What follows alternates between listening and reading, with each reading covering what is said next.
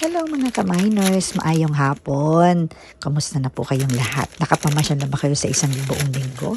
At heto nga't katatapos lang namin mag-ayos ng aming mga gamit galing sa bakasyon. At ito ang isa sa mga nabili kong collection items from Hakone, the magnet display. At isa rin ito sa nakaugalian namin na kapag pumunta kami sa isang bakasyon, hindi mawawala ang makabili kami ng ganito souvenirs sa lahat ng mga napuntahan namin. Kailan lang ang last visit namin is Mount Fuji. Nakadaan-danan kami papuntang Hakone at nagbisita sa mga shrines doon. At napansin ko lang, habang padagdag ng padagdag ang mga magnet display ko, parang bumibigat pag nagbubukas ako ng ref. Ano ba yan?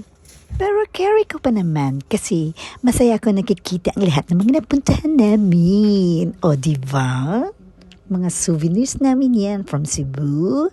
Ayan, Universal Studios, Kyoto. Ano pa ba? Ayan ang mga napuntahan namin, mga lugar. At syempre, meron pa sa Osaka, Beppu. Ang napakaraming lugar ng hot spring sa Beppu. Andyan na lahat yata ng klase ng hot spring. Kaya mga ka-miners, laag-laag din pag may time. Follow for more.